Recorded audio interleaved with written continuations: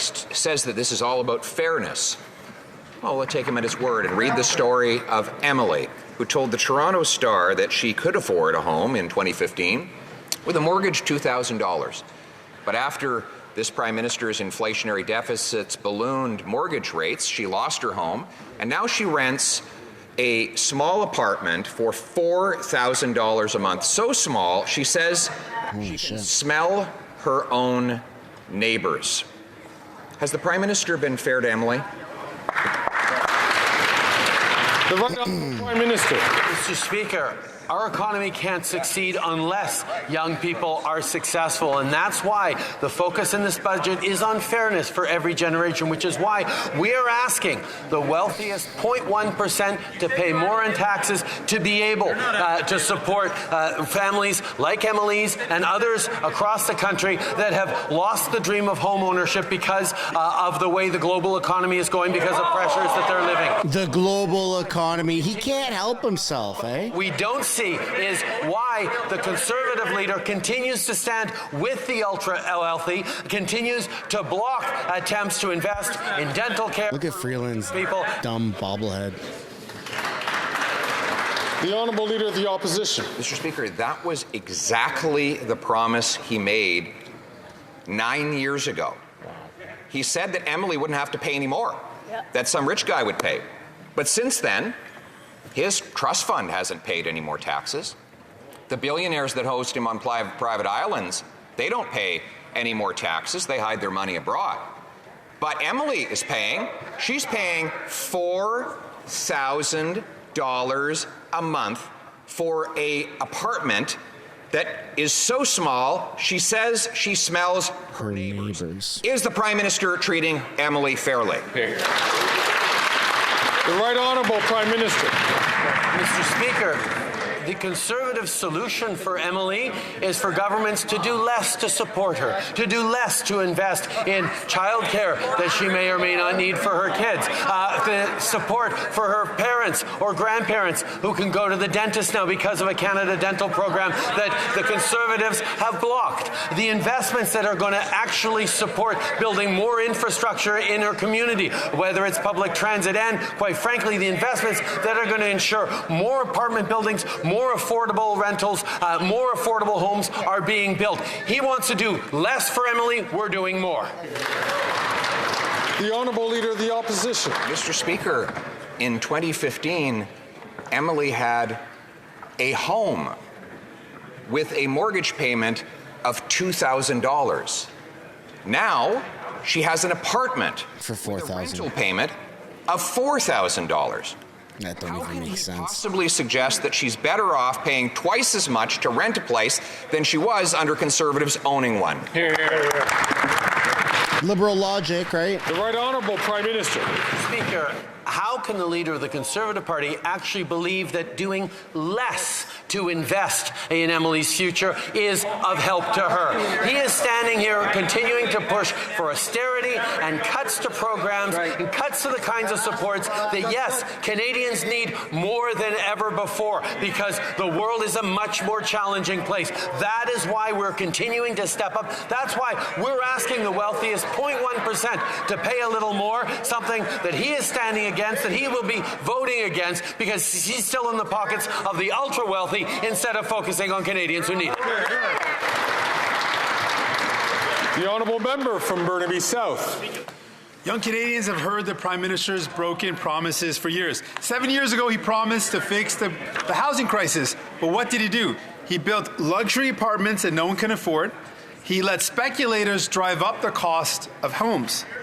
We know that he's never had to worry about making the rent. So my question for the Prime Minister is this. Does he regret the bad decisions he's made that's got us into this mess? Cut off the coalition then, bro. Honourable Prime Minister. Mr. Speaker, in 2017, we created the National Housing Strategy, which put millions of families into homes across the country. We've continued to step up with investments, including last year with the Housing Accelerator that has delivered increased densification and going to be building. Oh, there we go.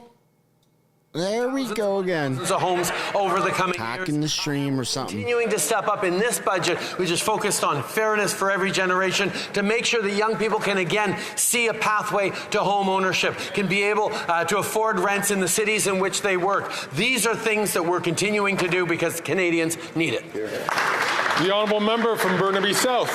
There is something very wrong when a prime minister doesn't have a problem With your giving the coalition? Conservatives $60 billion corporate handout, but denies Indigenous children the dignity of safe housing and decent schools, and the communities the same access to good roads and clean water.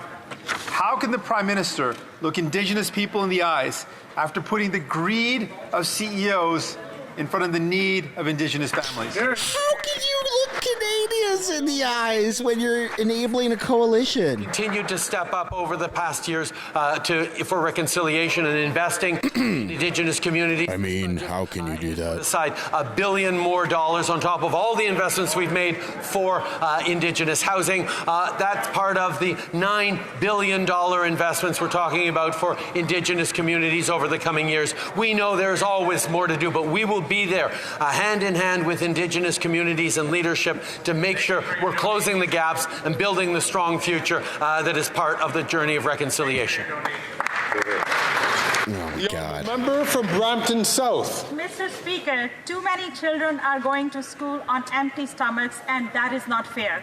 It was our Liberal government who enhanced the Canada Child Benefit, brought forward $10 a day childcare, and many other sports Canadian families rely on. Can the Prime Minister inform this House of the next steps of our plan to support middle-class families getting ahead? Great question. The Right Honourable Prime Minister. Mr. Speaker, I thank the member for Brampton South for her question and for her hard work. While the opposition leader is taking cues from his lobbyist entourage on how to make the rich richer, we're investing in programs to help middle-class Canadians.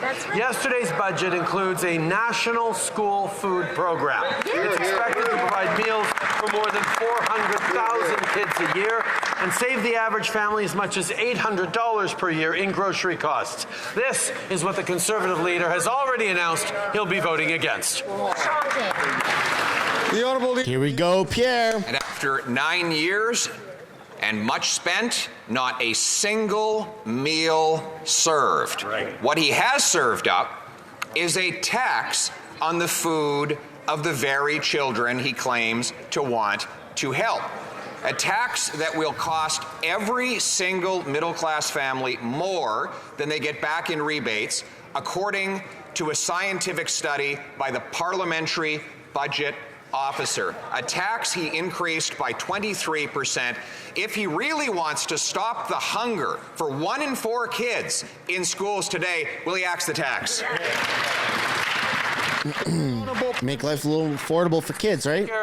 Just this past Monday, millions of Canadians received the Canada carbon rebate in their bank accounts. That puts Yeah, right, dude. 8 out of 10 Canadian families across. I'm going to do a poll in the live stream chat right now about this. Budget officer. 8 out of 10 families, which is middle class and lower income families. But the leader of the opposition chooses to stand once again with the wealthiest families, the ones with big indoor swimming pools and 9 big cars. Those are the things they're choosing to stand with because we're putting more money back in the pockets of Canadians. What is this guy going on about, man? Leader of the Opposition. Mr. Speaker, the Prime Minister thinks anyone who puts gas in their car is rich and needs to be made poor. He thinks any single mother who's not already pouring water in her children's milk is too rich, and he wants to make her poorer. He thinks that families that are heating their homes in big, cold Canada are too rich, and he wants to make them poor. A little bit rich, coming from the guy who stuffed his family fortune in a tax-sheltered trust fund and helps his billionaire island friends avoid paying their bills. So why doesn't he stop taking from the have-nots to give to the have-yachts? Have yachts. Yeah. Right Honourable Prime Minister.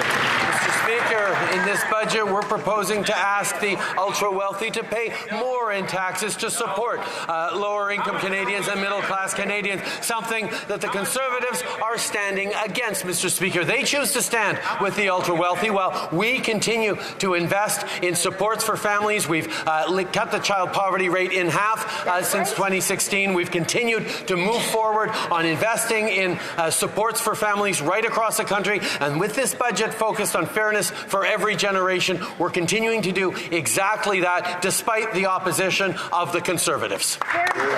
The Honourable Leader of the Opposition. Not the opposition of the Conservatives he needs to worry about. It's the Liberal Premier of Newfoundland and Labrador. Quote, on the carbon tax in particular, the Prime Minister has tried to bait me at times with certain ad hominems and name-calling almost.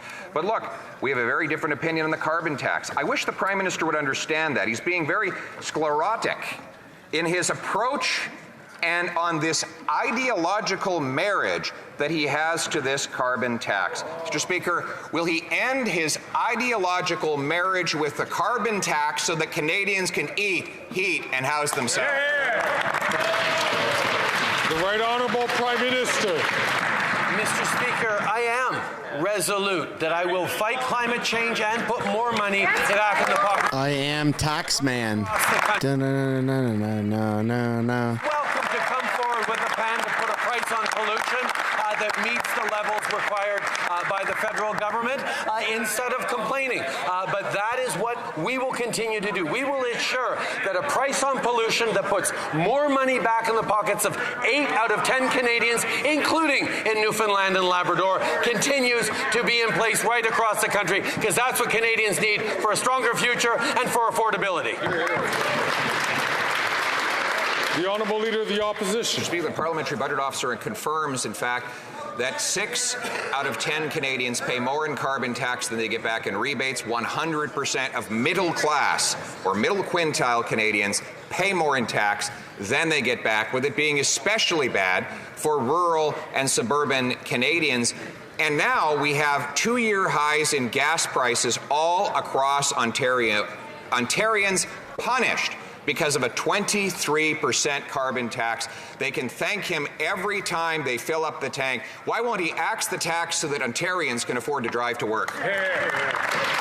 The Right Honourable Prime Minister. Mr. Speaker, Ontario is an excellent example of a jurisdiction that chose to move forward with its own cap-and-trade system so they would not be subject to the federal carbon pricing backstop. But it was the choice of a Conservative Premier to scrap the carbon pricing system that they had that took on the federal carbon pricing backstop. But that's not all bad, Mr. Speaker, because that actually puts more money in the pockets of 8 out of 10 Ontarian families, which is something that the Parliamentary Budget Officer has confirmed repeatedly. Mr. Speaker, we're fighting climate change and putting more money back in people's pockets. Bro, not one person actually agrees that you're putting more money in people's pockets.